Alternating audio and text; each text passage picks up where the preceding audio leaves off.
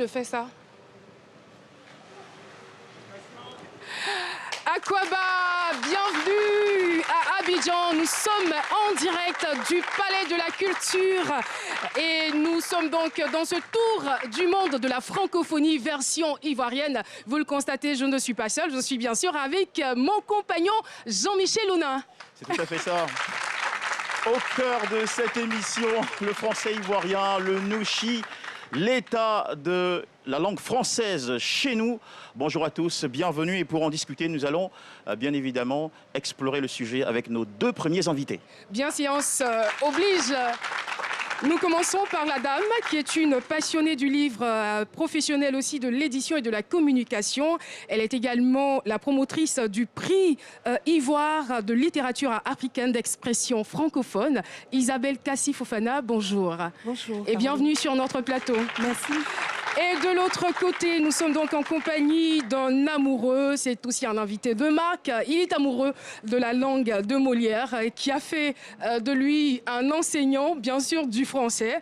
Et voilà, donc c'est son principal métier. Mais il faut dire aussi qu'il est consultant sur RTI 2 à l'émission Bien s'exprimer avec Caroline Langy. Bonjour et bienvenue. Bonjour Caroline, c'est exact. Alors, nous vous retrouverons tous les deux dans un court instant, mais avant, je voudrais vous présenter quelqu'un qui aurait pu devenir comme vous, monsieur, professeur.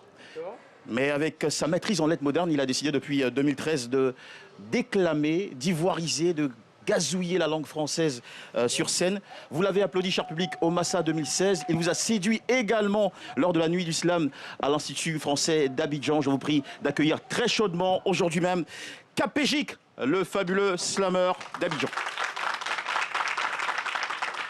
Abidjan, on parle pas, on coumant, on fuit pas, on fraya, on mange pas, on dabat.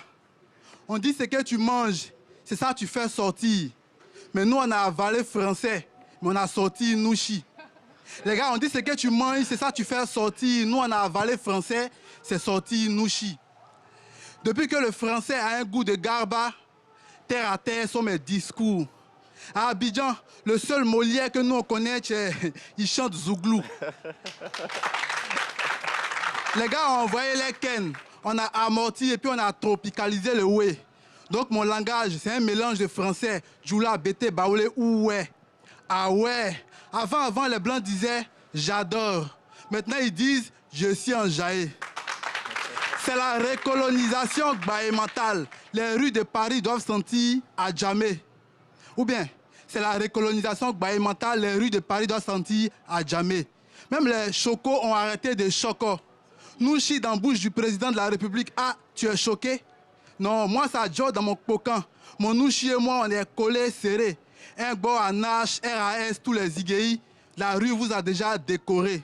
C'est pourquoi mon gbaïman tape à l'œil, comme la coiffure de Julien Gualo. La rue nous a guetté trop de pampanli. Est-ce qu'on peut tout boileau? Mouvement a pris Guéou, de Babi jusqu'au Gbaki. Voilà Nouchi dans toutes les bouches, que tu sois en 4x4 ou en Gbaka. Donc à Abidjan, on parle pas, on coumant. On mange pas, on dabat. On fuit pas, on fraya. On dit ce que tu manges, c'est ça que tu fais sortir. Nous, on a mangé français. Les gars, c'est sorti nouchi. Vive le nouchi. Merci beaucoup Capégic, qui est donc membre du collectif Au nom du slam, qui organise depuis l'année 2016 le championnat national du slam. Alors, nous pourrons donc démarrer nos échanges avec nos invités après, on va dire, ce bol de nouchi. Voilà, c'est en français quand même, mais on va dire version ivoirienne. Ivoirienne, oui, c'est exact. Vous vous êtes retrouvé là-dedans, monsieur Drissa? Oui, je me retrouve, hein, puisque je vis dans l'environnement. Et c'est cela. Voilà. Alors, vous, je le disais à l'instant, vous êtes donc un amoureux de la langue française. Oui. Mais il faut dire que nous sommes en 1972 exactement. Oui, exactement. Alors, nous sommes donc à Pocars. C'est exact. Pocars, c'est dans la sous-préfecture de Karakoro, le Oui. département de Korogo, Oui. au nord de la Côte d'Ivoire. Eh C'est bien, exact. voilà. Donc, pour ceux qui ne sont jamais venus en Côte d'Ivoire, Oui. vous aurez peut-être l'occasion de visiter soit ce village ou la ville. Pourquoi pas? Alors, c'est là que tout a commencé. à Pokar, en 1972, je le rappelle. Merci Caroline, et c'est exact. Et tout est parti, comme vous venez de le dire, de Pokar. Pokar qui est mon village natal, où mon père m'a inscrit à l'école française. Et à l'époque, je n'avais autre moyen de communication que notre langue, le Senufo, précisément le Nafara. Le Nafara qui est un sous-groupe du groupe Senufo. Et donc, je ne parlais que Nafara. Alors, lorsqu'on m'a inscrit à l'école primaire du village, il fallait parler français. On nous demandait de parler français dès notre arrivée à l'école. Alors, français uniquement? Français exclusivement. On ne devait pas parler notre langue en classe et également dans la cour de l'école. Et ça ne devait pas être facile pour vous? Alors, j'avoue donc que j'ai eu le contact avec la langue française dans des conditions difficiles. J'allais même dire des conditions douloureuses. Et vous allez le comprendre. Et la stratégie que les instituteurs avaient trouvée à l'époque pour nous amener à parler cette langue, le français, ils avaient institué quelque chose qu'on appelait le symbole. Et donc, il consistait, lorsque vous parlez votre langue en classe ou bien de la cour de l'école, alors le symbole vous était remis. Et c'était une sorte de collier fabriqué à partir d'objets locaux, des coquilles d'escargot, quelques ossements. Et on en avait fait un collier. Et donc le collier vous était remis. Vous le portez. Mais c'était un collier qui était qui avait valeur punitive plutôt que tout à fait, parce que c'était une forme d'humiliation. On vous humiliait tout simplement parce que vous parlez votre langue maternelle. Je suppose que puisque la langue première. Vous ne parliez pas auparavant le français, vous avez très souvent porté ce collier. Mais c'est exact. Vous imaginez. Et vous n'avez que cette langue, le Nafara, que vous manipulez à tout moment. Et arrivé à l'école, il est difficile d'enchaîner, de commencer à parler français. Et donc, lorsqu'on vous remettait le symbole, alors, vos camarades, ils se moquaient de vous. Ils avaient même créé une petite chanson où on disait « Le symbole qui est venu. Le symbole qui est venu. » Alors, vous comprenez, les enfants qui se moquent de vous, et vous également, enfants, vous n'avez d'autre possibilité que de pleurer. Et c'est un gros sentiment de frustration. Et effectivement, on était humiliés. Et de l'autre côté, en plus du symbole, il y avait le bâton à l'école. Et donc, les deux réunis, on avait d'autres choix que de faire des efforts pour parler la langue française.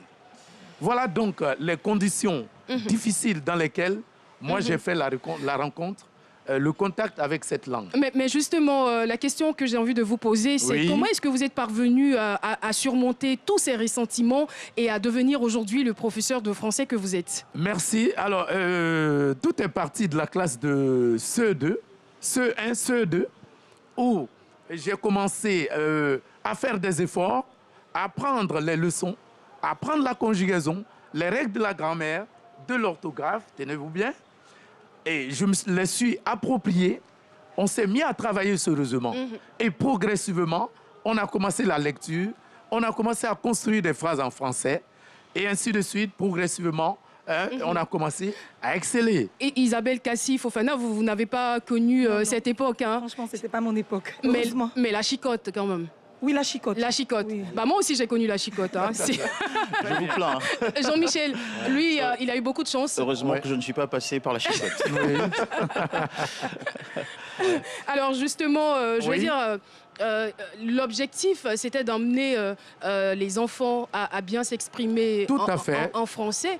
Mais exact. En même temps, mon inquiétude, est-ce que cela ne faisait pas perdre de vue, on va dire, notre culture, notre langue? Tout à fait. Est-ce que vous avez continué de parler le Nafara? Merci, Caroline. Et je n'ai pas rompu avec le Nafara. J'ai continué de parler le Nafara, mais au village. Et en dehors de l'école, chaque fois que j'ai l'occasion, je parle Nafara.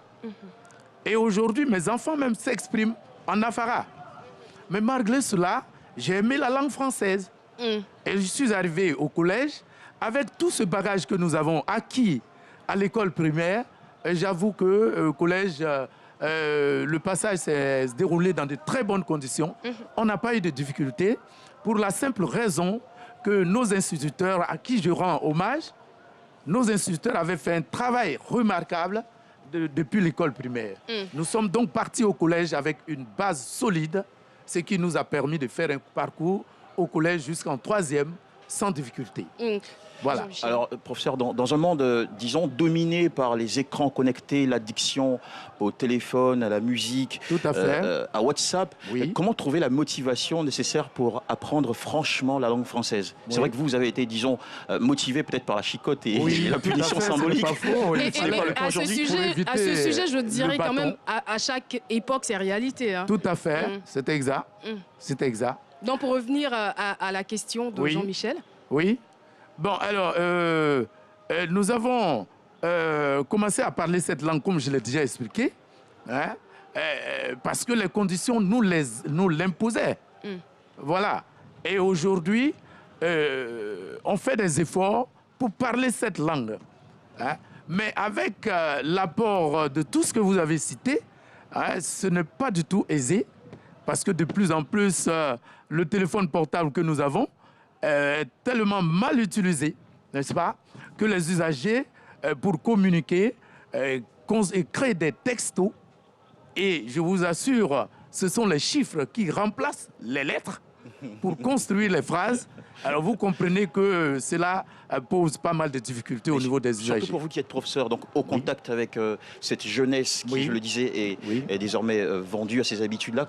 Comment procéder pour tous les parents qui nous regardent et autres pour surmonter ces difficultés, y compris les concernés eux-mêmes? Oui. Alors pour surmonter ces difficultés, d'apprentissage, tout à fait, au niveau des classes, je précise que je suis un professeur, un enseignant de la langue française en service au lycée technique d'Abidjan, précisément Cocody. Et nous faisons des efforts au cours des évaluations lorsqu'on fait les comptes rendus. On revient sur les notions de l'orthographe, les notions de la grammaire, de la conjugaison. Et ce sont des éléments fondamentaux. Est-ce que vous pensez que ces éléments sont suffisants pour permettre aujourd'hui aux enfants de bien s'exprimer en français? Tout à fait. L'expression passe par la connaissance, la maîtrise des conjugaisons, la connaissance, la maîtrise des règles de l'orthographe et de la grammaire. Et donc, lorsque l'enfant a raté la base, il a beaucoup de difficultés lorsqu'il se retrouve au collège et au second cycle. Et c'est ce que nous vivons véritablement. Donc, il s'agit pour les élèves de revoir ces règles, ces fondamentaux de la grammaire, de l'orthographe, de la conjugaison. Alors, pensez-vous qu'il faut repenser les techniques d'enseignement du français aujourd'hui dans nos écoles? Alors, repenser les techniques d'enseignement, oui. Actuellement, c'est l'APC, cette méthode, c'est une méthode qui est utilisée pour enseigner le français. Et avec cette méthode, l'enfant est mis au centre, n'est-ce pas, de l'apprentissage de la formation.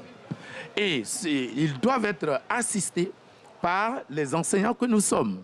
Et il leur faut faire beaucoup d'exercices.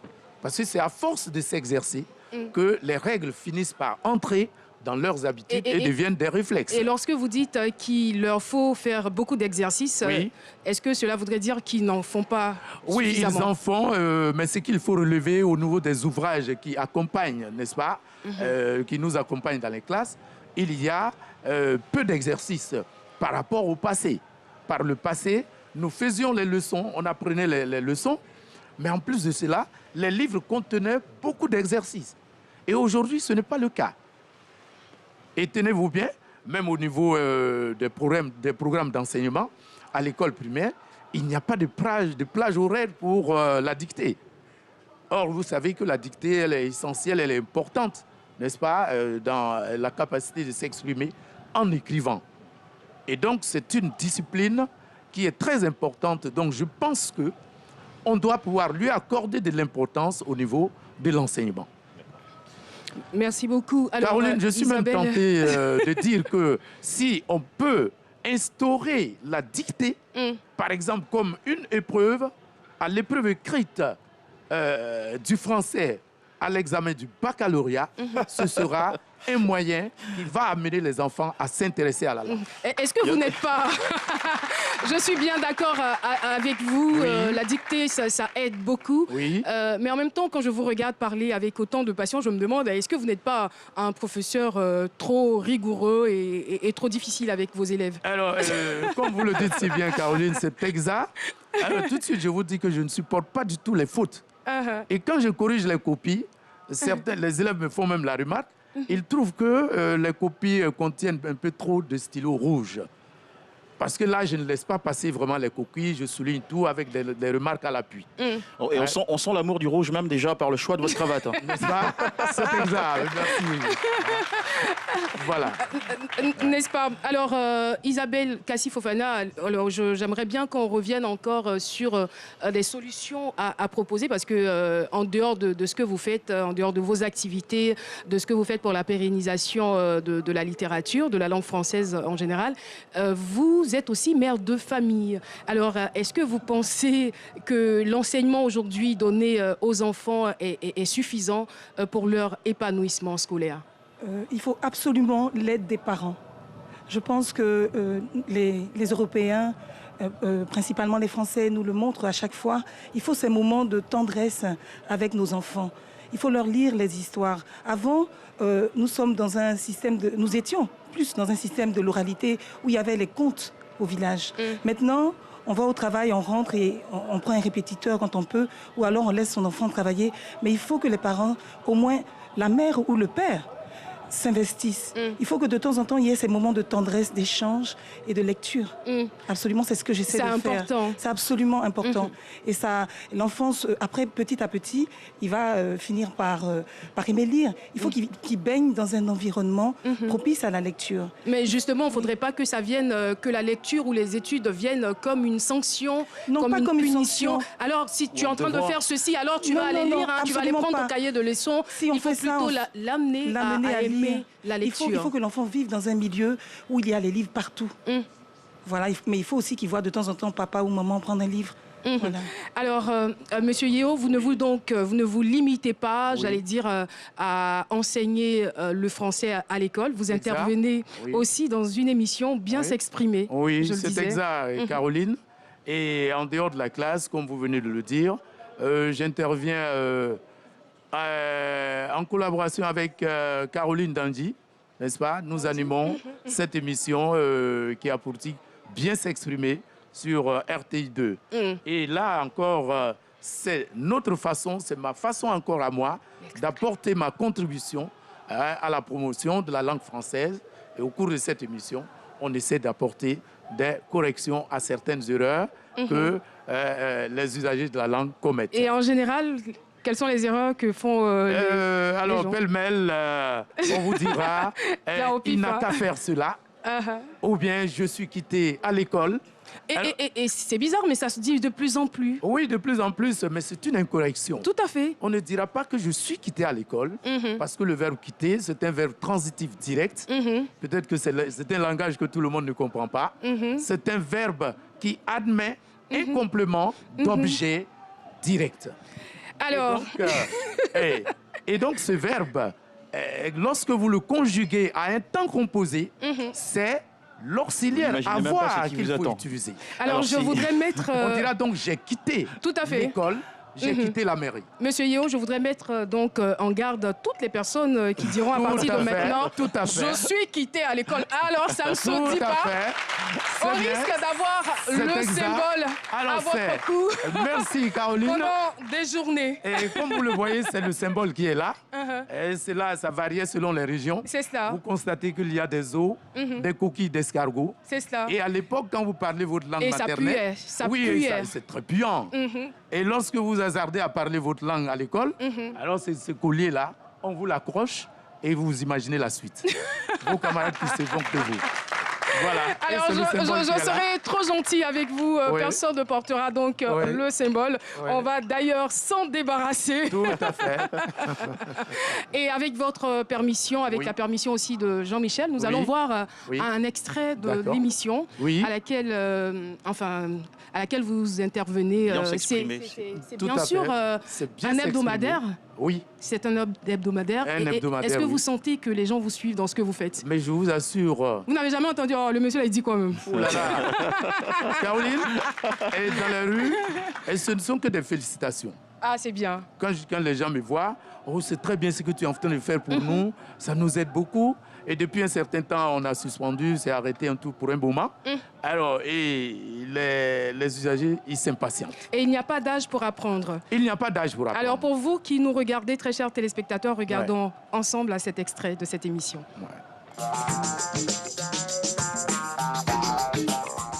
Ben, je ne sais véritablement pas comment il faut l'orthographier. Il n'a qu'à venir, il n'a qu'à dire. J'allais dire même, c'est une trouvaille des Ivoiriens. Donc, c'est une incorrection de dire « il n'a qu'à ». Il faut plutôt dire « qu'il vienne me voir » ou alors « dis-lui de venir me voir ». Voilà ce qui est correct. Plumer comme déplumer, c'est le fait d'arracher les plumes. On utilise plumer lorsque il s'agit d'arracher les plumes d'un oiseau tué, une volaille tuée. Dans ce cas, on dira plumer la volaille, plumer l'oiseau, et non déplumer. Pour ce qui concerne le verbe déplumer, lui également, c'est le fait d'arracher les plumes. Mais cette fois-ci, il s'agit d'une volaille ou bien d'un oiseau qui est vivant. Et voilà, bien s'exprimer, la prochaine saison à suivre en octobre sur RTI2, bien s'exprimer. C'est chose possible aussi par le truchement des livres, l'univers même d'Isabelle Kassi-Fofana, 23 ans d'expérience dans le domaine de l'édition. Vous récompensez depuis 2008, c'est votre initiative à travers le prix Ivoire, les meilleurs auteurs de Côte d'Ivoire. Alors comment vous vivez cette aventure? Et d'ailleurs, justement, comment vous vivez cette aventure? Est-ce qu'elle est âpre? Elle est palpitante. Ce n'est pas facile parce qu'il faut beaucoup de moyens, mais la passion fait qu'on continue. Quand vous dites qu'il faut beaucoup de moyens. Oui, parce que quand on organise, par exemple, le prix Ivoire pour la littérature africaine d'expression francophone, on invite des sommités de la littérature à nous rejoindre ici à Abidjan et on invite le lauréat, on lui donne une somme qui a une valeur numéraire de 3 000 €. Donc c'est toute une organisation et c'est un beau et gros dîner qu'on organise. En fait, on célèbre le livre avec faste. Voilà. C'est la magie du livre, tout simplement. Alors, est-ce que c'est votre façon... Est-ce que c'est justement votre façon à vous de promouvoir et de pérenniser la langue française? Absolument. De par mon métier, je suis éditrice, comme vous l'avez dit. Nous pérennisons quand nous éditons un ouvrage et qu'on fait en sorte que l'imaginaire de l'écrivain soit voyage à travers sa présence de son ouvrage dans les librairies en Côte d'Ivoire et ailleurs. Donc nous essayons, de par mon métier, chaque jour, à faire en sorte que cette langue française soit pérennisée. Et je voudrais, pour ma part, quand on parle de la Ce francophonie... n'est pas évident de pouvoir pérenniser, excusez-moi de vous couper aussi ainsi, de pouvoir pérenniser la langue française dans un univers compétitif. Vous comprenez très bien de quoi je parle. Toujours est-il qu'il faut quand même qu'il y ait des éditeurs, il faut qu'il y ait le livre, il faut que ce métier-là existe et il existe. La chaîne du livre, elle est vraiment bien représentée en Côte d'Ivoire. Et ce que je voulais dire, c'est que quand on parle de la francophonie, il ne faut pas oublier non plus qu'on parle certes de la promotion de la langue française, mais également des langues partenaires. Et les langues partenaires, ce sont nos langues à nous. Donc je voudrais ici même rendre un hommage mérité à ces auteurs-là qui ont contribué à l'enrichissement de la langue française. Et à quel niveau cette contribution s'est faite valoir? Eh bien, par exemple, un auteur comme Amadou Kourouma, il est reconnu pour ce qu'il a apporté, puisque ses écrits étaient parsemés de la culture malinké, de la richesse de la culture malinké. Par exemple, il a créé de nouveaux mots. Quand il dit, par exemple, il faut courber la prière. Voilà. Quand il dit le chien ne change jamais sa manière éhontée de s'asseoir. Tout ça sort, c'est vraiment à travers la richesse de la culture malinké. Je veux citer des gens comme Adiafi, Jean-Marie Adiafi, à travers son écriture Nzassa, puisque avec lui, il n'y avait pas de cloisonnement. Le genre était mélangé. Il y avait le genre dans un roman d'Adiafi, vous trouvez du théâtre, de la poésie, le conte. Vraiment, je voudrais donc magnifier, célébrer, enfin, qu'on leur rende un grand hommage à ces hommes qui, certes, pour certains, sont partis, mais il y en a qui sont à côté de nous. Il y en a comme Were Liking. Quand elle écrit plutôt souvent, elle a un style particulier. On parle avec elle de chant roman. Le chant romanesque. Et les chants sont tirés de sa pure tradition africaine. Quand on parle, par exemple, de mythes, je vais faire référence à l'écrivain, non au ministre, à l'écrivain Maurice Kwaku Bandama. Dans ses livres, il fait référence aux mythes, aux contes et aux contes africains. Donc je pense que la langue, elle vit avec ces écrivains-là qui font vivre la langue française, en y apportant une part d'eux-mêmes, de leur africanité. Alors, je voudrais tout de suite vous soumettre un récent rapport de l'OIF qui évalue le nombre de francophones en Afrique subsaharienne qui signale que le nombre de francophones en Afrique subsaharienne a bondi de 15%, soit 2 fois plus que la moyenne mondiale. Comment l'ambassadeur Livre Ensemble de l'OIF que vous êtes accueille et interprète ces chiffres? Avec beaucoup de bonheur, parce que tous les jours, c'est notre combat. Nous avons le prix Ivoire pour la littérature africaine d'expression francophone, mais nous organisons un prix annexe, le concours de culture littéraire des écoles. Et ce programme prend en compte une bonne 50aine d'écoles, aussi bien à Abidjan qu'à l'intérieur du pays. Donc je pense que ce travail qu'on fait commence à porter des fruits. On n'est pas les seuls. On sent une belle émulation autour du livre et c'est vraiment très très bien. Est-ce que vous n'avez pas l'impression que vos activités sont un peu aux antipodes, on va dire, de la classe moyenne? Non, pas du tout. Vous savez, un livre, il coûte combien finalement? Moi, quand j'édite un ouvrage, il coûte à peu près 3 000 francs CFA, à moins de 5 €. Donc je pense qu'il est accessible. Maintenant, tout dépend des choix. Tout dépend des choix qu'on opère. Voilà. Est-ce qu'on préfère acheter une belle chemise, de belles mèches? Voilà, de temps en temps, il faut penser offrir des cadeaux. Il faut penser acheter des livres quand on offre des cadeaux. À Noël, il faut penser. Mais une chose est d'avoir les livres et une autre est de pouvoir les lire. Tout à avoir fait. cette motivation. Et qu'est-ce que vous faites concrètement pour amener les jeunes non seulement à s'intéresser à la lecture, mais aussi à écrire? Écoutez, en publiant, on détecte les talents. C'est vrai que de plus en plus, on reçoit de plus en plus de manuscrits, des manuscrits de plus en plus de qualité. On essaie de détecter les meilleurs talents. Comment amener les enfants à la lecture? C'est un travail collégial, hein, je dirais, qui n'est pas... seul, je ne peux pas y arriver, évidemment. C'est un travail collégial qui est fait tous les jours par les professionnels du livre. Il y a le Salon du livre d'Abidjan qui permet de mettre en scène les auteurs à travers des dédicaces. Il y a des émissions littéraires. Voilà, bon, c'est un peu cela. C'est un travail de longue haleine. Il faut que, à l'école, les professeurs, les éducateurs créent des salles de bibliothèque. Voilà, c'est un travail collégial, je dirais. À moi seule, je ne pourrais pas. Merci beaucoup. Il y a tellement de choses à dire et tellement à faire à ce niveau. Monsieur Drissa, merci. Monsieur Yeo, merci en tout cas pour votre collaboration. Merci.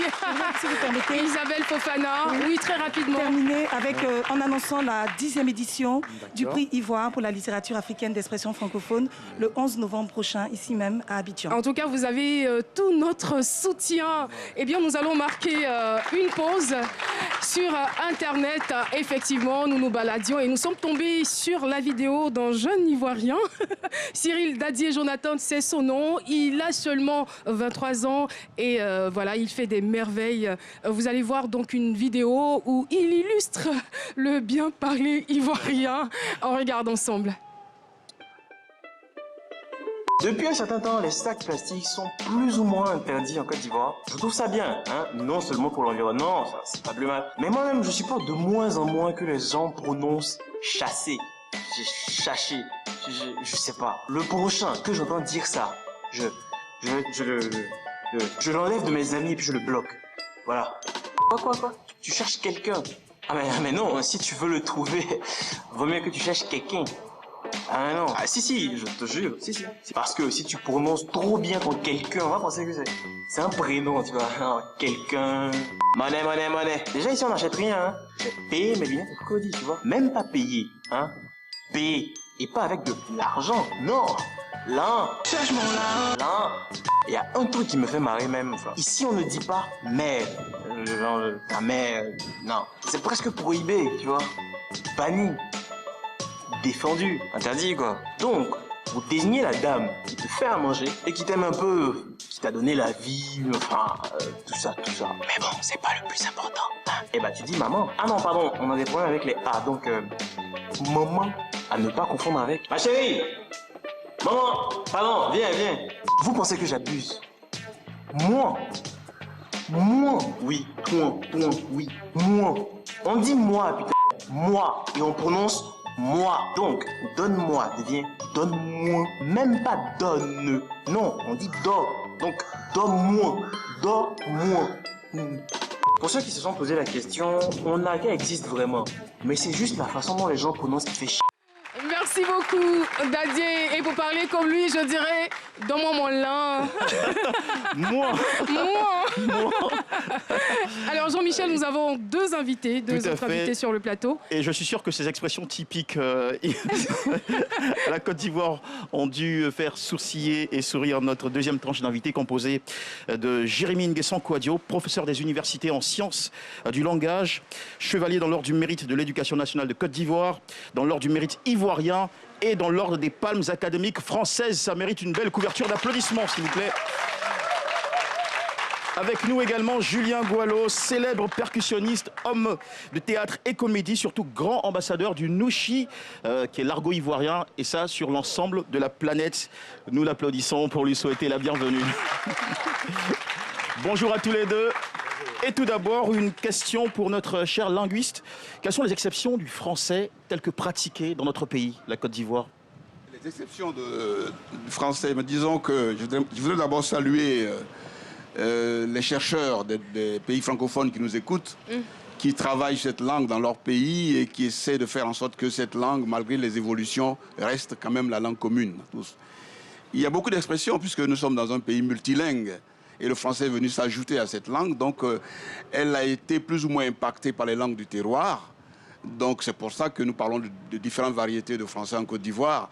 Pour vous citer un exemple emblématique, tout le monde dit que les Ivoiriens parlent sans accent, mais cela est dû à l'impact des langues nationales. Et vous savez aussi que lorsque nous parlons... Sans accent, ça donne quoi, par exemple? Ils parlent sans déterminant plutôt. D'accord. Sans déterminant plutôt. C'est-à-dire qu'ils prennent un nom, ils ne mettent pas d'article devant. Pourriez-vous nous livrer quelques exemples? Femme là est venue. Et vous voyez que... En renverse carrément. Vous voyez que quand je dis femme là est venue, en fait, la détermination, c'est le là que je mets derrière. Il n'y a pas d'article devant, mais je mets un là que je postpose et qui remplace un peu l'article. Parce que cela vient directement des langues nationales. Parce que toutes nos langues fonctionnent de cette façon-là. Le nom est déterminé par un article qui se postpose au radical. Et c'est ça un peu l'apport des langues nationales sur le français. D'autres exemples. À votre avis, est-ce qu'on pourrait considérer cela comme un atout? On ne peut pas considérer ça comme un acquis, mais on peut considérer que c'est une influence des langues nationales. Et vous savez qu'une langue, c'est pas une pièce de musée, elle change. Et quand une langue prend le risque de quitter son terroir et d'aller ailleurs, c'est sûr qu'elle va subir les influences des cultures et des langues du terroir. Donc je pense que, je ne dis pas que c'est un acquis, mais c'est comme ça que ça marche. Et les linguistes et les chercheurs, et plus les pédagogues, on essaie de canaliser pour que ça ne déborde pas sur l'école. Mais ce n'est pas toujours évident. Mais professeur, comment vous établissez le rapport entre ces langues partenaires et le français? Est-ce un rapport d'enrichissement, de complémentarité ou de concurrence-compétition? Au départ, c'était un rapport concurrentiel. Maintenant, nous parlons plutôt de langues partenaires, puisque la francophonie a admis que les langues des pays africains soient promues, qu'on puisse faire des recherches, qu'on puisse faire des expériences d'enseignement. Donc, des langues dominées, elles sont aujourd'hui, on pourrait dire, des langues partenaires. Nous partageons le même espace culturel et il est bon que ces langues-là ne meurent pas. Et je crois que la francophonie fait beaucoup pour que ces langues-là ne meurent pas. Donc, je pense que c'est une excellente chose. Et que font donc les chercheurs ivoiriens pour pérenniser nos langues? Les chercheurs ivoiriens ont beaucoup travaillé. Si nous parlons, il va parler tout à l'heure de Nouchi. Vous savez qu'on a commencé à travailler sur le Nouchi depuis 1992, dès que ça a commencé à naître, parce qu'on a pensé que c'était quelque chose qui allait se pérenniser. Et nous travaillons aussi sur le français pour que, à l'école, les enseignants sachent ce qui est du français normatif et ce qui n'est pas, pour qu'ils puissent éventuellement amener les enfants à parler du normatif. Pour le savoir, il faut savoir que tout n'est pas français normatif. Donc c'est un peu le travail de tri que les chercheurs font au niveau de la Côte d'Ivoire. Alors, professeur, vous nous parlez du français ivoirien. Y a-t-il une distinction claire? L'ambassadeur du Nouchi est bien présent à nos côtés, donc témoin. Y a-t-il une distinction claire entre le français ivoirien et le Nouchi? Non. Ah oui, bien sûr. Ah oui, il va en parler.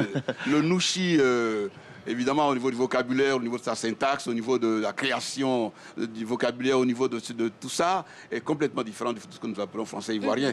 Français ivoirien qui n'a pas rompu avec l'intercompréhension avec le monde francophone. Parce que nous restons toujours compréhensibles malgré tout. Mais le Nouchi commence à être une langue à part. Et tout le monde ne peut pas comprendre le Nouchi, y compris même les Ivoiriens. Julien Goualo. Alors Julia, est-ce votre avis?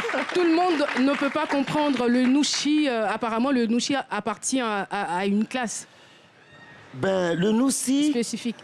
Le Noussi aujourd'hui, si la francophonie valide le Noussi, c'est parce que ça a été un boulot, un travail de longue haleine. Et donc, ça a été travaillé par nos grands frères et il y a la relève des petits frères. C'est-à-dire qu'on ne peut pas s'octroyer la paternité du Noussi. Ça se transmet de génération en génération. Ça se transmet de génération en génération. Mais alors, d'où vient le Nouchi? Le Noussi vient de la rue. Le Noussi vient d'une complémentarité de tous nos groupes ethniques de la Côte d'Ivoire. Je t'explique quelque chose. Avant, Yafoy, c'est un mot Djoula. Et il y a eu un grand monsieur de la rue, comme Pololo, qui a lancé Yafoy. La Foy, c'est Djoula, il est bêté. Mais quand il a lancé la Foy, il y a un monsieur comme Alpha Blondy, qui est une légende vivante, qui a chanté Yafoy.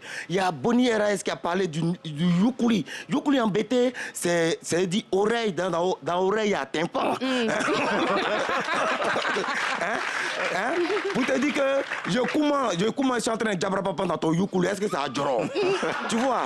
Traduction en français, s'il vous plaît. Je suis en train de te parler. Est-ce que c'est rentré dans ton oreille? Est-ce que j'ai compris? Est-ce que tu as compris?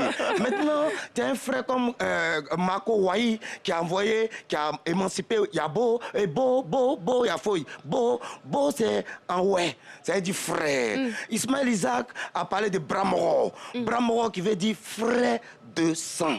Frère de sang. Le Noussi a vu que deux la même ça gêne. Donc on dit frère. Alors, je suis bien tentée de poser la question suivante au professeur, puisqu'il y a quelques jours, j'entendais une discussion où il y a des gens qui disaient dans 100 ans, nos langues vont disparaître.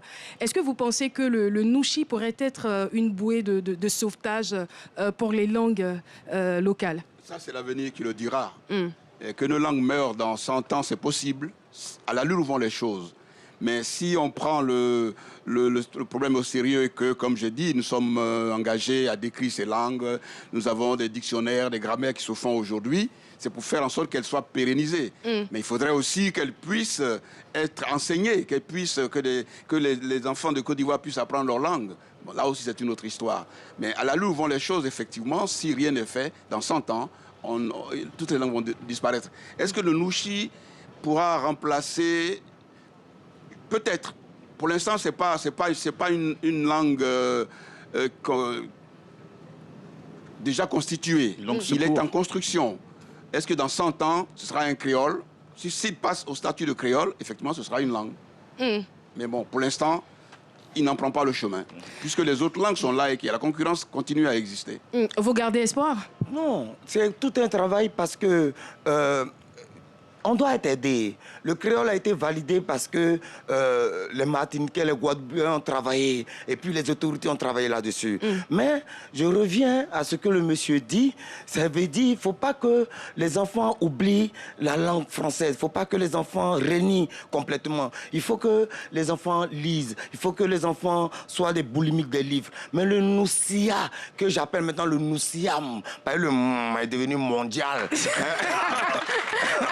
Alors Julien, moi, ce que je ne comprends pas dans cette histoire, j'ai l'impression que le noussi ou le nouchi, et c'est toute une philosophie. Parce que vous ne parlez pas simplement. Non, il y a la gestuelle. Lorsque vous vous exprimez en français, c'est simple, il y a moins de gestuelle. Mais lorsque vous parlez, que vous commencez... Ouais, voilà, le tchabra-pampanli. C'est ça. Mais le noussi... Alors, on va revenir à vous dans quelques instants, Julien. Ouais. Il y a un élément qu'on a regardé, là c'était la prononciation, et nous retournons toujours sur le net, cette fois-ci avec la salutation. Comment est-ce qu'on se salue en Côte d'Ivoire? Écoutez, regardez ceci.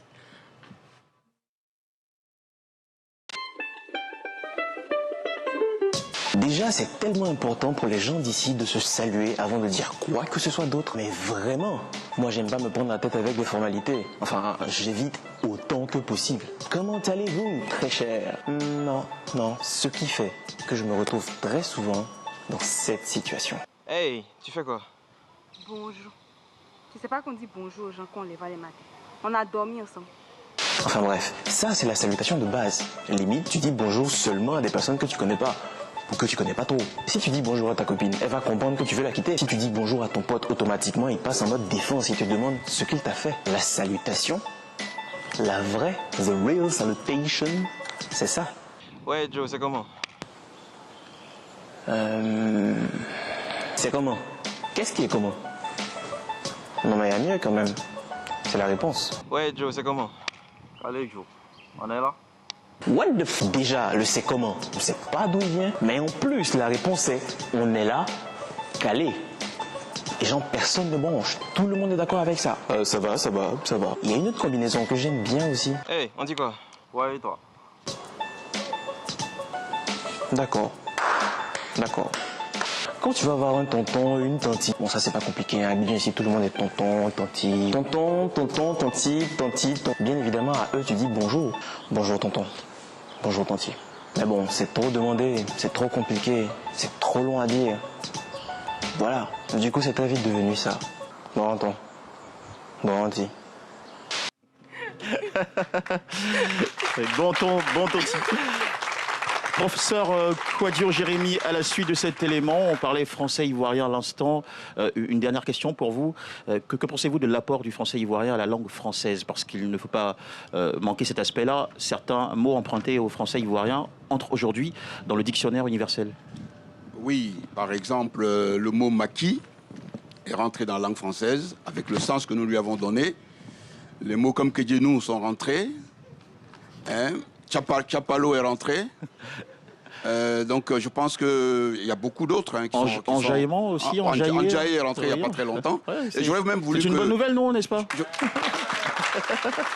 J'aurais même voulu que le tout rentre, le boro d'enjaillement rentre. Le boro, ils ont pris l'enjaillé. Vous ne l'avez pas pratiqué, j'espère.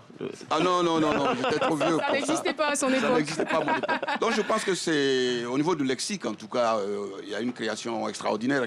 Et je pense que c'est un enrichissement. Parce que chez nous, si on prend l'exemple de l'habitat, entrée-couchée, voilà des mots qui n'existent pas en français. Chambre-salon, etc., ce sont des choses que nous ajoutons au lexique de la langue française. Et tout le monde sait, le monde entier sait que le français en Côte d'Ivoire est approprié par les Ivoiriens et que nous sommes décomplexés vis-à-vis de cette langue et nous en faisons un peu ce que nous voulons. Et très rapidement, est-ce qu'il a un bel avenir, le français ivoirien? Mais bien sûr. Avec tout ce qui se passe, avec le nouchi, avec tout ce qui se développe, il n'y a pas d'inquiétude pour la langue française chez nous. L'inquiétude, c'est nos langues. L'inquiétude concerne nos langues, mais le français, en principe, il n'y a pas de crainte. Mais, à votre avis, est-ce qu'il ne serait pas plus intéressant pour nous d'avoir une parfaite maîtrise de la langue française ajoutée aussi à nos langues maternelles? La maîtrise, ça n'existe pas. Vous demandez à un Québécois, il va parler son français. On ne nie pas le fait que le français soit notre langue officielle. Je veux dire que nous avons, comme je vous ai dit, l'intercompréhension avec le monde francophone ne sera jamais rompue. D'accord. Nous aurons le minimum pour communiquer. Mais nous aurons aussi, sur la périphérie, des variations qui sont propres à nous. Donc, le parfait français, le linguiste met des guillemets. Voilà. Merci beaucoup, professeur. Et là, je suis bien tentée de soumettre notre invité Julien Goualo à un exercice. Nous allons donc vous donner une phrase que vous allez traduire en Nouchi. Je m'appelle Julien Goualo. J'aime bien parler français, mais je préfère encore mieux parler ma langue maternelle. Mon taureau, c'est la Goualang. J'aime bien Jabra Pampan. Non, on n'a rien. Jenny. Bonjour. Bonjour, le magnifique. Ça va un peu? Très Ça bien. va. Alors, le magnifique, Oui. donnez-nous, s'il vous plaît, 30 secondes pour que Julien puisse terminer sa phrase. Ah, c'était quoi la phrase déjà? On a c'est francophonie. Je m'appelle... Non, restez sur place. Je m'appelle Julien Goualo. Là, il est venu troubler la fête. Et la suite, c'était quoi? Je parle bien le français. Comment réel, le Jabra Pampali. Le Jabra Pampali. Voilà, le Jabra Pampali, tu vois, non? Francoya. Mais je préfère encore mieux parler ma langue. Mon Soutrali, c'est mon Koumali du Bata. Ah, c'est tout ici. Voilà, c'est mon Koumali du Bata. C'est mon Koumali joué du Bata. Wow. J'ai voulu, Caroline, avant que mon frère soit magnifique, avant quand on déboîtait, quand on s'incloboite, on dit, voilà, son s'incloboite, et viens faire ton s'incloboitage à Djafoulin. Aujourd'hui, on dit, ton s'incloboitage est full jassa.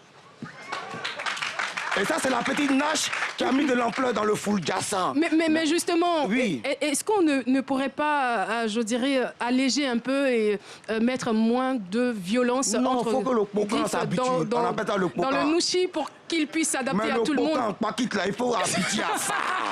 Ok, pas ça. Alors, le magnifique. Oui. Le magnifique. Non, Caroline. Bienvenue. Oui, Caroline. Aujourd'hui, tout le monde francophone regarde la Côte d'Ivoire. Moi, je ne sais pas parler français, je vais m'exprimer en français.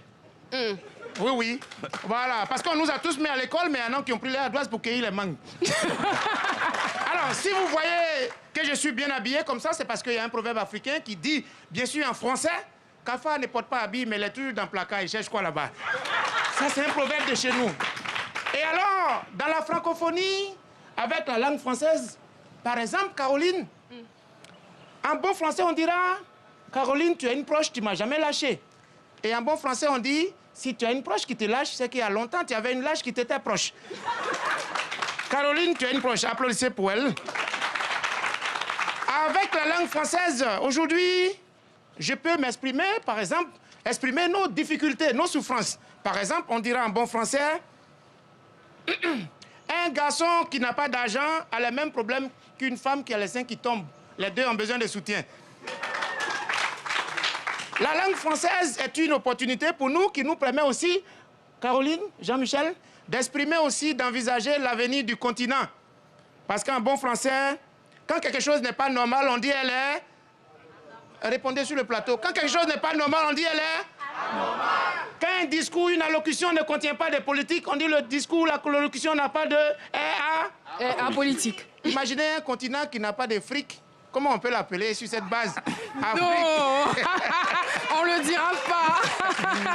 Alors, merci. Avec la francophonie, on aura l'argent, on espère. Et rendez-vous le 15 quand même, octobre, merci beaucoup. à Paris. Le magnifique, effectivement, magnifique sera donc en spectacle à la salle Splendide de Paris. Merci beaucoup. Le 15 octobre prochain à partir de 15h. On va parler bon français là-bas. Et le magnifique, il faut le dire, étant citoyen du monde, eh bien, il a fait la Suisse, Jean-Michel, ce pays que vous connaissez très bien, qui se distingue, on va dire, par sa beauté, sa propreté, la discipline de ses citoyens. Oui, des belles villes comme Neuchâtel, j'étais à Genève, j'étais à Bienne, j'étais